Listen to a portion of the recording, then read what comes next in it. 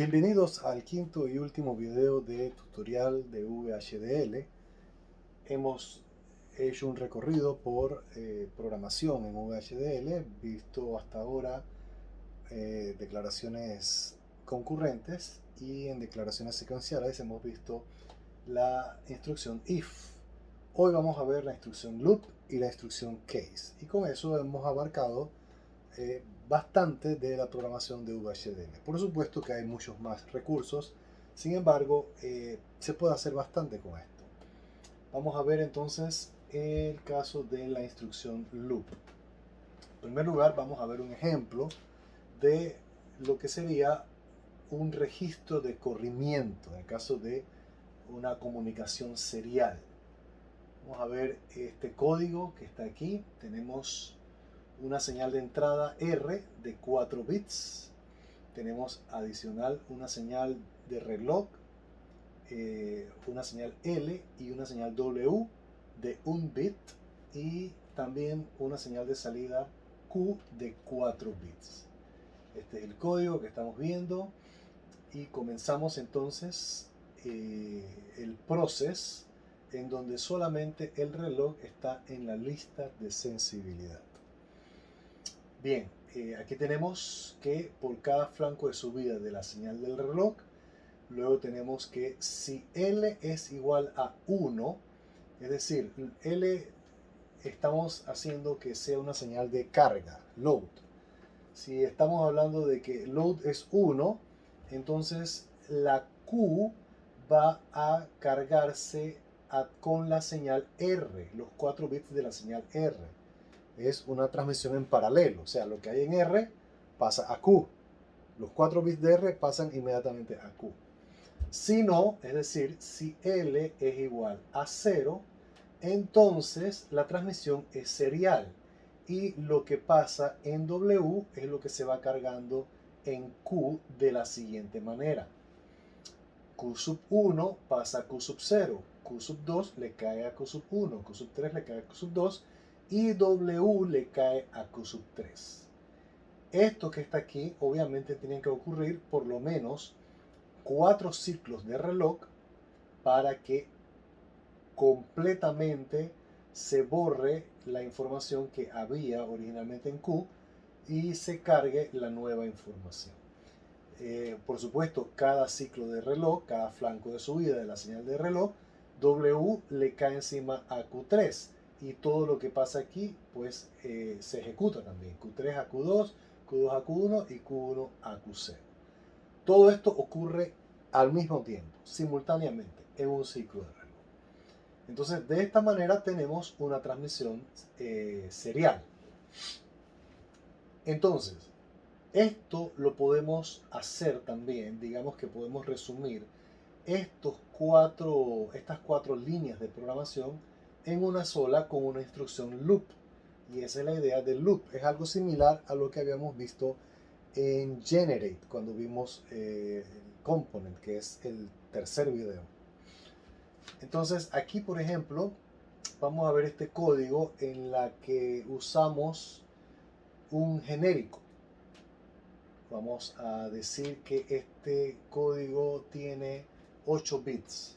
Sin embargo, es un genérico, en donde es la señal de entrada R, en este caso es n-1 down to 0. O sea, si es 8, 7 down to 0. Y las señales que ya habíamos visto, WL el clock y la Q de salida del mismo tamaño que la R. Entonces aquí vemos la carga en paralelo. Si L es igual a 1, R pasa a Q cada vez que hay un flanco de subida en la señal de reloj. Pero si L es igual a 0, entonces aquí viene el loop. Le ponemos una etiqueta, al igual que hacíamos con el generate, con el generate. La etiqueta puedes poner el nombre que quieras y ponemos for i in 0 to n-2 loop. Ok, n-2 tiene que ser n-2 porque no puedes llegar hasta el último bit. Es decir, cuando ponemos la ecuación, Q sub i se le asigna Q sub i más 1, vemos que la iteración, por ejemplo, cuando i es igual a 0, a q sub 0 le cae encima q sub 1. Y a q sub 1 le cae encima q sub 2 y así sucesivamente. Pero a q sub 6, por ejemplo, le cae encima q sub 7. Entonces hasta ahí es donde yo lo debo dejar. Por esa razón es que si n es 8, yo nada más puedo llegar hasta la iteración número 6, en donde q sub 6 le cae encima q sub 6 más 1, 7. Q sub 7 le cae encima a q sub 6. Y afuera dejo entonces q sub n menos 1, que sería en este caso 7 ya. A q sub 7 le cae encima w. Porque w le cae a q sub 7, ya específicamente, afuera del loop. Afuera del loop. Así que de esta manera nosotros solamente llegamos hasta n-2 para que sea un genérico, independientemente de este número, pero en este caso en particular sería solo hasta 6. Así podemos ver, por ejemplo, este diagrama que w pasa a q sub 7, q sub 7 a q sub 6, y así sucesivamente hasta que q sub 1 le cae encima a q sub 0. Obviamente q sub 0 se pierde, siempre se va a perder q sub 0 aquí. Y es la w la que va pasando. En este caso basta 8 ciclos de reloj para que la w quede entonces también la primera, en ese caso, en el extremo del bit menos significativo. Y de esta manera entonces, con un loop, podemos hacer un resumen de, en el caso anterior, de 4 o varias instrucciones dependiendo de nuestro código en VHDL. Otro ejemplo en el que podemos usar el loop es este caso que está aquí. Y aquí vamos a introducir entonces también otro concepto que son las variables. Hasta ahora no hemos hablado de variables, solo hemos hablado de señales, que las variables es un concepto distinto en VHDL. Vamos a ver este código que está aquí. Tenemos un puerto de entrada X de 3 bits, 1, 2, 3, 1, 2, 3. Una señal de reloj, clock, y un contador, y la declaramos como una señal de salida tipo entero, de rango de 0 a 3. Entonces viene la arquitectura y viene el process. Las variables se definen adentro del process. Las señales se definen adentro de la arquitectura. Entre arquitectura y begin se definen las señales. Las variables se definen entre el process y begin. O sea que las variables solamente funcionan adentro de un process en particular. Si tengo varios process, una variable de un process no me va a servir adentro de otro process. Una señal sí. Las señales sí pueden interactuar en procesos distintos. Son cables, como lo habíamos visto.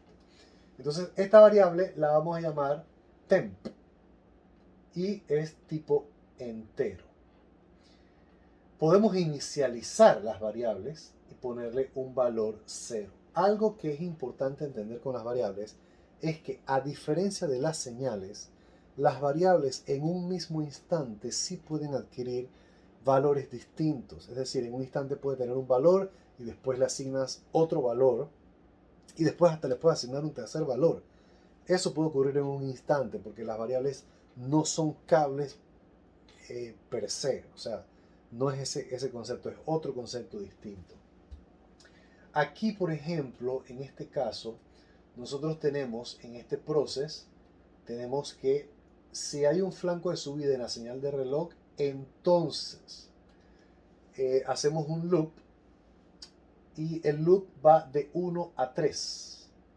Y decimos, si la señal x sub i es igual a 1, entonces el temp, la variable, se incrementa. Ojo que la asignación para las variables no usa el símbolo menor igual, sino que 2 puntos igual es lo que se usa. Y entonces aquí incrementamos. Aquí no funcionaría el uso de las señales, porque ese valor cambia en este mismo instante. dentro del loop. Y por esa razón es que aquí el temp, la variable, se le asigna finalmente al count, que es mi señal de salida. Porque el valor aquí, si lo usara como señal, no aplicaría en el concepto que quiero utilizar aquí. La idea que quiero usar aquí es mi señal X de entrada, que es de 3 bits, yo quiero saber cuántos unos hay en esa señal. ¿Cuántos unos hay en esa señal? Entonces, si esa señal, por ejemplo, fuera 101, tendría dos unos. Entonces, ella me contaría dos unos y en mi señal count aparecería el número 2 como respuesta final. Eso es lo que haría ese código y lo haría exitosamente porque para eso es el uso de las variables y el loop me ayudaría precisamente a hacer eso precisamente porque él ve en el mismo flanco de subida de la señal de reloj me hace las 3 iteraciones. Ojo, que eso ocurre en el mismo flanco de subida de la señal de reloj. En el mismo instante ocurren todas las iteraciones, igual en el caso anterior. En el mismo flanco de subida de la señal de reloj, en el mismo instante, ocurren todas las iteraciones del 0 a la n-2. Eso es importante tenerlo en cuenta. Así que aquí este código me sirve para contar la cantidad de unos que tiene mi señal X. Con esto damos por finalizado la instrucción loop. Ahora vamos con la instrucción case, la última instrucción. La declaración case tiene el siguiente formato. Tenemos case, la señal seleccionada, es parecido a la instrucción señal seleccionada, with select, y is. Entonces aquí seleccionamos una señal en el centro y luego ponemos when, y a la derecha del when van a aparecer todos los valores posibles que va a adquirir esta señal que estamos haciéndole el case. Luego asignación hacia la derecha y luego a la derecha de esa asignación la declaración que va a ocurrir si se cumple esta posibilidad. En el caso de los 2 bits, aquí tenemos when 00, when 01, when 10 y when others, que estamos obligados a ponerlo. Aquí sí estamos obligados a poner when others en caso tal de que hemos ya abarcado todas las combinaciones anteriores posibles. Y luego cerramos el case. Vamos a ver este caso, por ejemplo, del decodificador de 3 a 8. Reforzando el concepto, el decodificador de 3 a 8, en este caso vamos a hacerlo con lógica negada. Con lógica negada, ¿ok? Son las 3 entradas del decodificador. Tenemos un enable activo bajo, tenemos una señal de reloj y tenemos todas las salidas activos bajos también. Esta es la tabla de la verdad. En la tabla de la verdad, si el enable es 0, él me funciona como decodificador. Si el enable es 1, no importa que tengo en A, en B o en C, todas las salidas son 1, están desactivas. Entonces, como es lógica negada, cuando tengo 000, tengo esta activa, la de acá. Cuando tengo 001, tengo esta activa. Y así sucesivamente, esta activa así. ¿Okay? Ahí se ve corriéndose el 0. Entonces, hacemos el código, saltamos directamente al process. Y fíjense cómo sería la estructura con process. A diferencia del with select. Como tenemos un reloj, entonces es el clock y el enable los que pasan a ser las señales que están en la lista de sensibilidad, el clock y el enable solamente. Viene el begin y el enable viene a ser como si fuera el reset, es exactamente el reset. Si el enable es 1, entonces el output, mi señal, las Y, el output viene a ser todas 1. Aquí está escrito en hexadecimal. Cada F son 4 unos. 1, 2, 3, 4, 5, 6, 7, 8. Escrito en hexadecimal. Así que esto es mi reset. Lógica negada. Este es exactamente un reset, así que tenemos un reset asíncrono que funciona como enable, es el mismo concepto. Si enable es 1, entonces ninguna salida está activa. Else if, es decir, si ahora está activo por el enable, entonces si hay un flanco de subida en la señal de reloj, hacemos el case del input. Y aquí están todas las posibles combinaciones, 000, 001, así nos vamos hasta 110 y el when others, que sería el 111, esta última que está aquí. Entonces, en este caso, bueno, 000, FE, que es F1, 2, 3, 4, esta es la F, y la E, 1110, esta es la E. Luego 001, FD, F1111, la F, y la D es 1101. Y así sucesivamente, F7 hasta 7F, que es el último caso. 7F, que es este que está aquí, 0111, que es el 7, y 1111, que es la F. Entonces aquí tenemos un decodificador de 3 a 8 con process, con enable, lógica negada, hecho realmente como debería funcionar el process. Así es entonces como tenemos el case, que es muy usado, se usa muchísimo el case para los process en VHDL. Vamos a ver una de las funciones más importantes del case.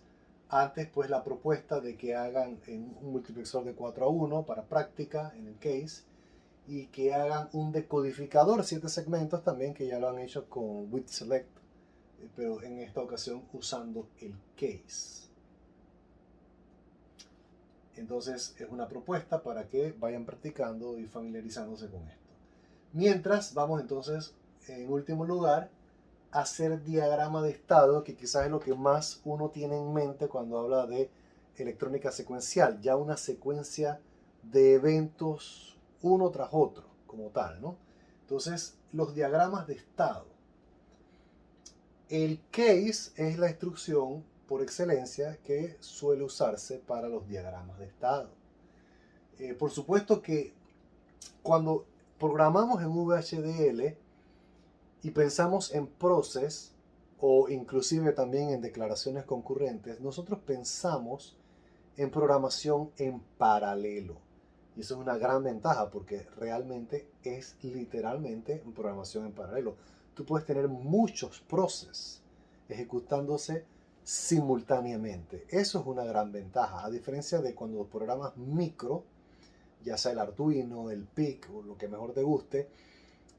Los micros, aunque por supuesto son muy rápidos, no deja de ser secuencial. Tú lees una línea detrás de otra, puedes saltar a hacer jumps, a hacer calls, pero siempre es una instrucción a la vez que vas leyendo. Acá no.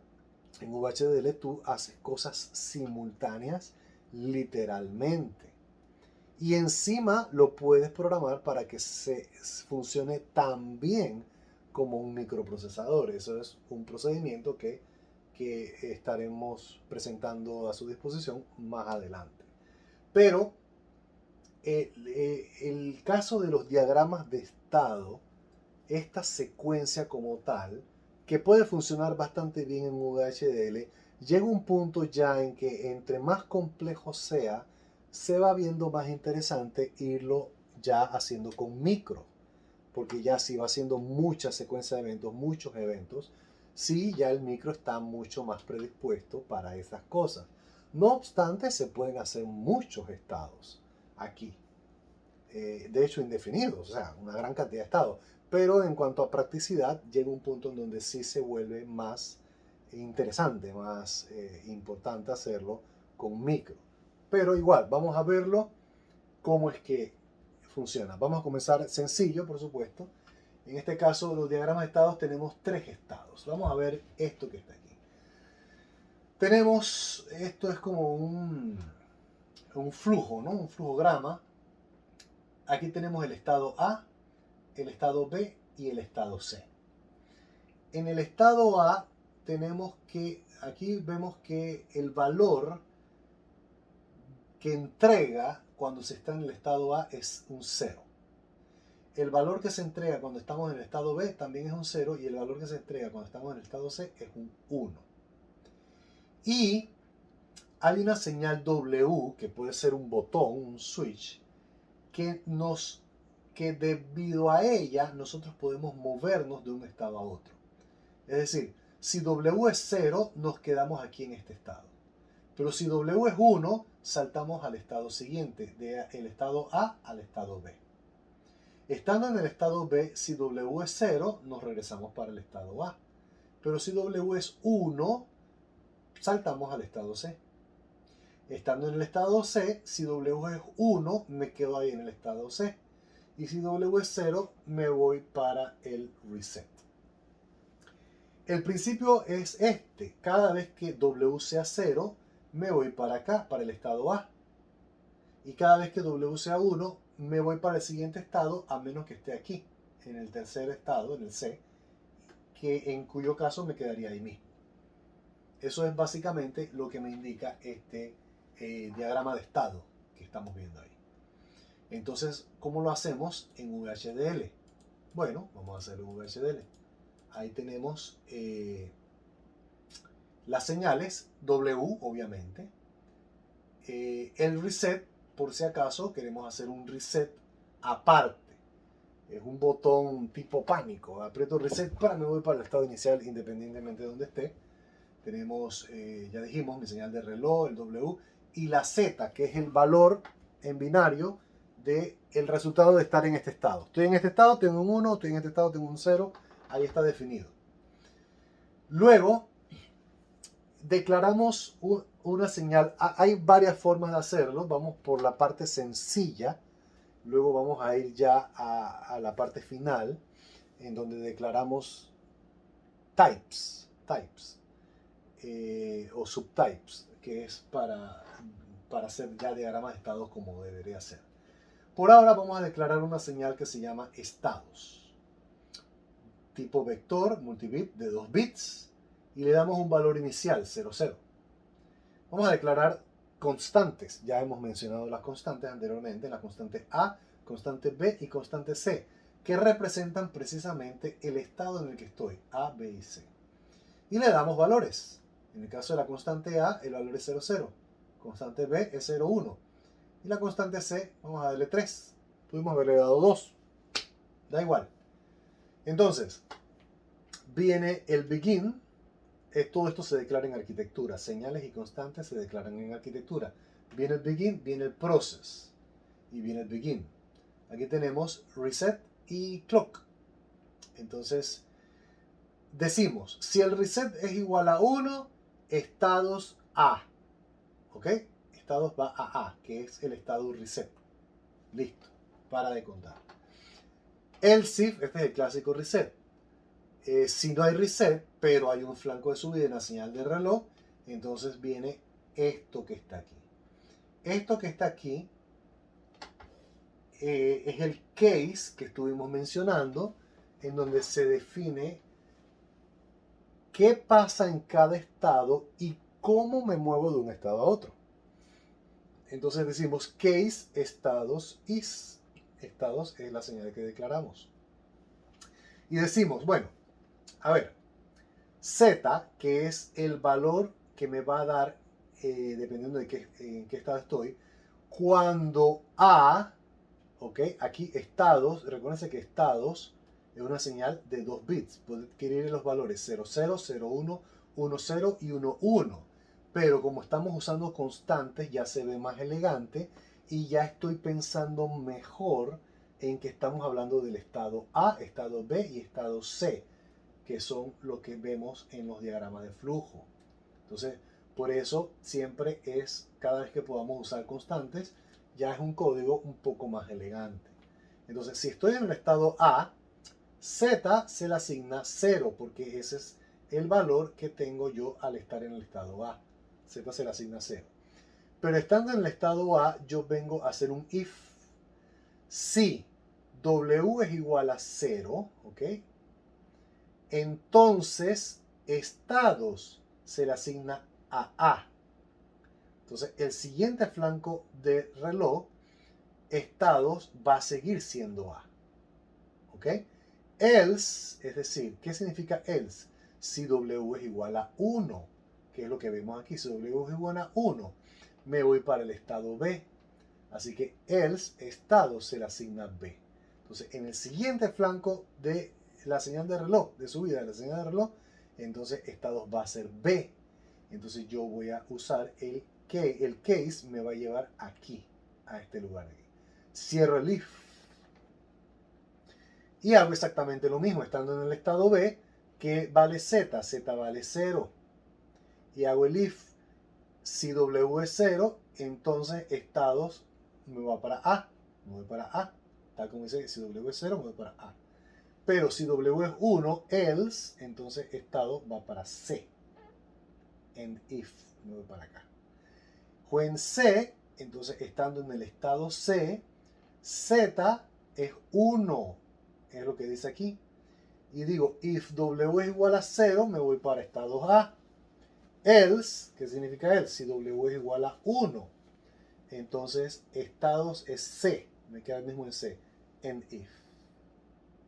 Ahora, ya abarqué las tres posibilidades, pero estados, al ser de 2 bits, son 4 posibilidades. Así que tengo que usar la cuarta, que sería el when others, que no existe. O sea, no es que no existe, no voy a caer ahí nunca, porque no la he dirigido a esa posibilidad nunca.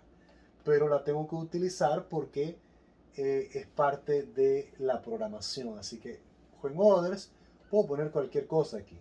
Voy a decir estados se le asigna a A, que es el estado reset. Cierro el case, cierro el process y se acabó el diagrama de estados. Entonces, esta es una forma sencilla de hacer diagramas de estados. Vamos a ver un caso más elaborado. Vamos a poner un poco más de pimienta y sal a esto. El caso de una caja fuerte, ¿ok? Un diagrama de estado de una caja fuerte. Vamos a ver, por ejemplo, este diagrama de flujo que tenemos aquí. Tenemos que la caja fuerte cuando es 0, quiere decir que la caja fuerte está cerrada. N se le asigna 0, el código es 0 y tenemos una pantalla. Aquí tenemos 3 salidas, ¿ok? 3 salidas. 1, la caja fuerte que está cerrada. Al final, ¿qué es lo que queremos? Que la caja fuerte abra. ¿Cuándo queremos que la caja fuerte abra? Queremos que la caja fuerte abra cuando le hemos ingresado el código correcto. Una vez que le hemos ingresado el código correcto, la caja fuerte abre. Entonces la N es la cantidad de veces que he apretado los botones. Si voy por el número 1, voy por el número 2 o voy por el número 3. En este caso es tres números que tengo que ingresar para abrir la caja fuerte. Un tema teórico sencillo, como para entender más o menos cómo sería un código así. Y una pantalla que puede ser un display LCD, en donde en el display LCD aparece la información ingrese código. Ese es mi inicio, esa es mi información de inicio. La pantalla me dice ingrese código, el código es 0, es decir, cuando dice código 0 es que no ha sido aceptado el código.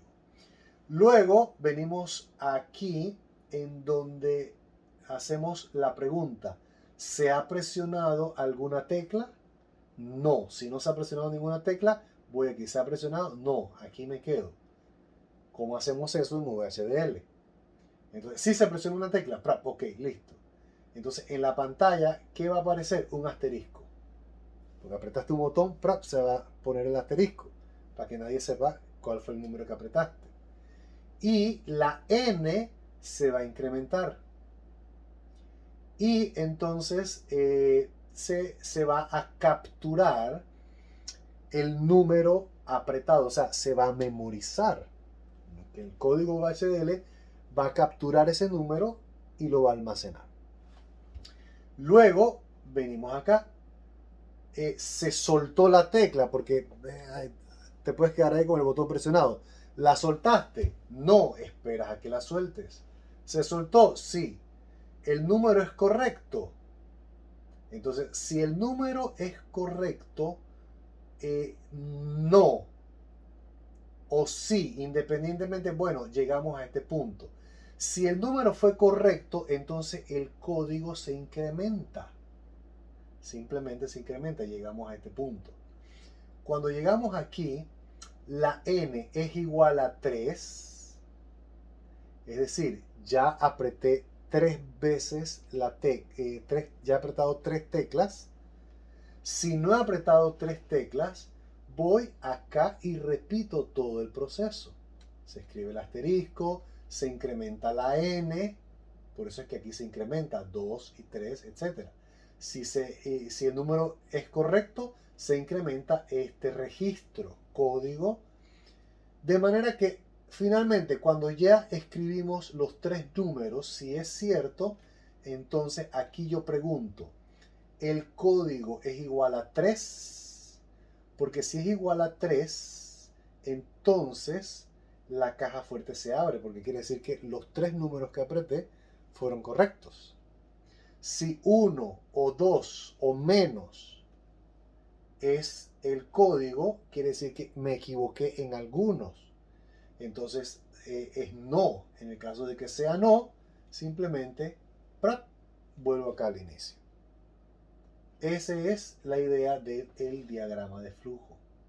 Entonces, en VHDL lo haríamos de la siguiente manera. Nuevamente declaramos las constantes. Las constantes, ok, tenemos lo siguiente.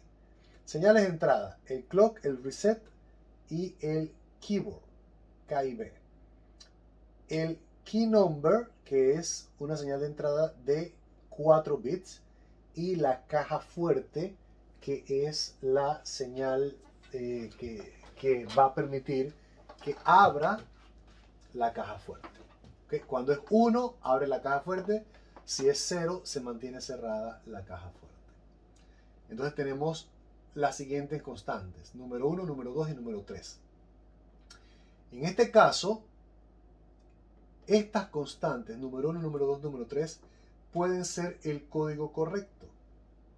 Aquí yo puedo escribir el número correcto que yo quiero que sea.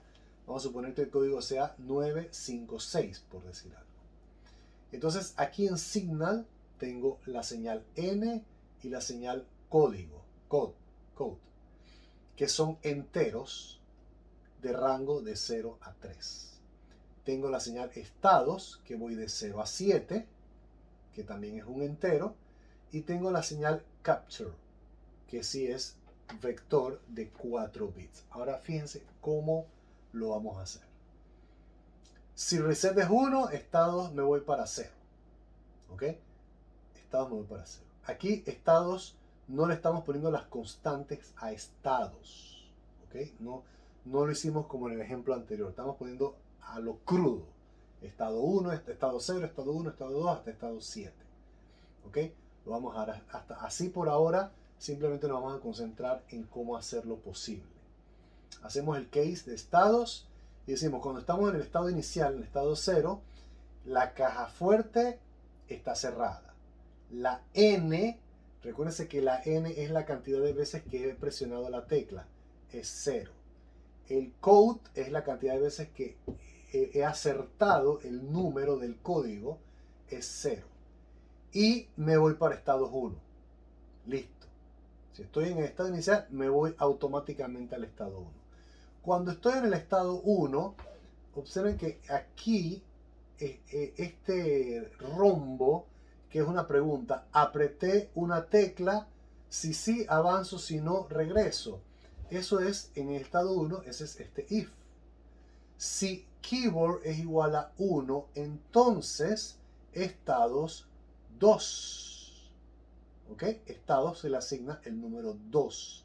Fíjense que keyword es una señal de entrada. De manera que si yo aprieto una tecla, automáticamente esa señal se hace 1. Si no aprieto ninguna tecla numérica, esa señal se hace 0. Así que es simple. Si keyword es 1, voy para el siguiente estado. Pero no indico nada si keyword es 0. Y no lo tengo que hacer. O sea, ¿por qué? Porque estoy implícito. ¿Cuánto vale estados en este momento? 1. Y no digo nada. O sea, si keyword es 0, estado sigue siendo 1. Así que me quedo indefinidamente ahí. Yo puedo haber escrito else estados es igual a 1. Lo puedo haber escrito. Pero está de más, porque está implícito. Tácito y sobreentendido. Así que lo puedo dejar así perfectamente y el código entiende que ahí me voy a quedar hasta que el keyword sea 1. Hasta que, en otras palabras, haya apretado alguna tecla. Luego, en este estado aquí, estado 2, entonces n se incrementa. ¿Por qué? Porque ya apreté una tecla. Y capture me almacena el key number. En ese instante, el key number, el número que apreté, pasa inmediatamente a mi señal capture. Y me voy para el estado 3 inmediatamente. Entonces, en el estado 3, ahora veo si keyboard se soltó. Si keyboard se soltó, entonces me voy para el estado 4. Si no se soltó, ¿qué? Es lo mismo, me quedo ahí hasta que se suelte. En el estado 4, miren que aquí en el estado 4 es una forma, digamos, eficiente en la que yo en un solo estado puedo definir todo lo que me hace falta. Yo digo, a ver, como n se incrementó, n puede ser 1, 2 o 3. Así que independientemente por dónde voy, aquí defino qué es lo que pasa. Si n es 1, entonces yo voy estados. Me voy para 1. Pero yo digo, a ver, si capture es número 1, entonces, o sea, número 1 es este número que está aquí. Entonces, el código se incrementa. Es decir, si yo apreté, si mi capture, o sea, si mi n aquí es, porque vengo del número 0. Así que si aquí es 1, si estoy en mi primer número, aquí voy a verificar, si estoy en mi primer número, que el capture que acabo de memorizar coincida con el número almacenado como número 1. Así que si es 9, entonces el código se va a incrementar. Está perfecto. Y mi siguiente estado va a ser el 1. Yo voy a regresar acá. ¿Por qué? Porque n va por 1. Así que al regresar acá, él va a esperar a que el keyboard se apriete nuevamente. Si no, me quedo ahí. Se aprieta, entonces se incrementa. Ahora voy por el 2. Entonces, si voy por el 2, entonces nuevamente me regresa al estado 1. Pero si estando en el estado 2, si voy por la segunda tecla, entonces él va a comparar con el número 2 la almacenada, el número que acaba de almacenar. Si coincide con el segundo número, entonces se incrementa code, ya va por 2. Independientemente, él me regresa al estado 1. Entonces, cuando estoy en el estado 1, él espera nuevamente a que apriete la tecla. Aprieto la tecla, se incrementa, ya va por la tercera. Se captura esa que acabo de presionar y después de soltar la tecla voy por aquí. Si ya va por la tercera, si coincide, se incrementa el code y ya serían 3. Pero aquí entonces me va para el estado 5. Ahora, aquí es el 4. El 5, él me va a llevar aquí, que es when others. When others, aquí sería 4, 5, 6 y 7. No importa, o sea, me lleva aquí inmediatamente. Entonces, estamos aquí ya. Si ya estamos aquí, él dice, si el código es igual a 3, entonces abre la caja fuerte, porque quiere decir que el código es correcto. Else, si no es 3, ya te vas a estado 0 y se acabó. Y como CF ha estado en 0 toda la distancia, se mantiene en 0, no pasa absolutamente nada. Y el código funciona perfectamente bien de esa manera. Entonces, analícenlo, retrocedan el video si es necesario, estudienlo bien, pero está funcionalmente hablando bien hecho y corre perfectamente bien de esa manera. Ahora vamos a ver este mismo código utilizando constantes. Utilizando constantes ya para los estados. Ya no vamos a hacer estado 0, estado 1, estado 2, sino que vamos a llamar estados idle, estado wait for press, estado capturando, estado wait for release, estado checking code, así. O sea, los mismos estados, solo que ahora tienen nombre, que es otra forma de hacerlo, ¿no? Pueden revisarlo. El código es el mismo realmente, lo único que cambia es los nombres de los estados. En vez de números, nombres. Obviamente cambia, entonces aquí ya no nos referimos ándate al estado 1 o al estado 2, sino que te vas al estado wait for press. Y vamos al estado wait for press. Entonces revísenlo de esa manera y van a ver que también funciona así. Aquí es realmente donde quiero aterrizar, porque esta es la forma en la que se hace diagrama de estado, digamos que es la más seria, la más universal. Vamos a analizarla porque vamos a crear los types. En vez de constantes, vamos a crear types. Vamos a ver entonces, es el mismo caso, es exactamente lo mismo. Hacemos subtype for bits is st de logic vector 3 down to 0. En este caso, nosotros creamos por ejemplo, cuando creamos el subtype, para el caso de las constantes número 1, número 2 y número 3, y la señal capture, como todas ellas, si recuerdan, aquí, todas ellas eran de 4 bits. ¿Ok? 4 bits, 4 bits, 4 bits.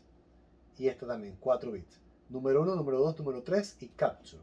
Todas ellas eran de 4 bits. Entonces aquí nosotros creamos un subtype y le decimos 4 bits is. Subtype 4 bits is standard logic vector 3 down to 0. Entonces ya creamos que donde diga 4 bits se trata de un standard logic de 4 bits. Así que constant num1, constant num2, constant num3, signal capture, todas son 4 bits. 4 bits, 4 bits, ¿ok? Que es lo mismo decir standard logic vector 3 down to 0. Eso es un subtype. Es como para no repetir la misma cosa de standard logic vector 3 down to 0. Pero los estados se crean con type. Todas estas cosas, señales, constantes, tipos y subtipos, se crean aquí entre arquitectura y begin. Entonces, en el caso de estados, creamos type states is. Abrimos paréntesis y entonces ponemos todos los estados que vamos a utilizar. Que eran idle, wait for press, capturando, wait for release, checking, finish. Esto es un español mezclado con inglés bien interesante, ¿no? Entonces, estos son todos mis estados. Y yo cierro paréntesis, punto y coma. Eso tú lo puedes poner horizontal, separado con coma normal, pero muchas veces se estila ponerlo así vertical, separándolos igual por coma, con la intención de poner un comentario que indique qué hace cada estado ahí. Una forma de hacerlo también, pero lo puedo hacer horizontal, separados por coma. Ok, aquí nosotros declaramos la señal estados. Esta señal estados la declaramos como states. ¿Ok? Es decir, es el tipo que definimos aquí. Lo único que estamos diciendo es que estados solamente puede ser uno de estos. Idle, wait for press, capturando, wait for release. Es este tipo lo que puede ser. Ya no estamos hablando de si es constante, de si es standard logic, si es entero, no. Solo puede ser, si estamos hablando de estados, estamos hablando del estado idle, estado wait for press, estado capturando, estado wait for release, estado checking, estado finish. Eso es todo. Así que definimos la señal llamada estados como states. Dos puntos igual quiere decir que le damos el valor inicial a estados como idle. Eso es todo. Así que cuando nosotros hablamos de estados, estamos hablando de un tipo que hemos creado, que el tipo es states. Aquí está creado. Entonces luego vemos aquí estados. Si el reset es 1, bueno, el estado va a ser idle. Luego, si hay un flanco de subida en la señal de reloj, hacemos el case estados is. Y entonces lo demás aplica exactamente de la misma manera. Cuando estamos en el estado idle,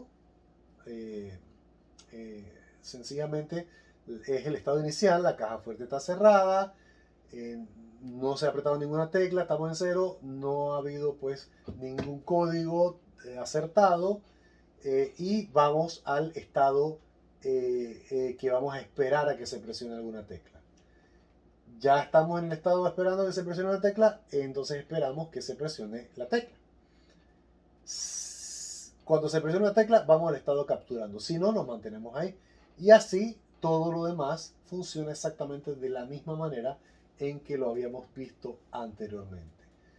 Si estamos aquí, bueno, ya se presiona una tecla, se incrementa la N y pues es el mismo análisis que anteriormente mostramos. Pueden revisarlo con calma. Cualquier cosa, déjame tus comentarios y regálame un like también. Estamos a las órdenes. Eventualmente vamos a estar subiendo videos ya mucho más cortos con ejemplos de códigos específicos y pues también ideas si ustedes quieren ver algo en particular, pues si estamos en la capacidad de hacerlo, con gusto entonces estaremos aportando para sus conocimientos. Gracias por su atención y nos estamos viendo en las próximas.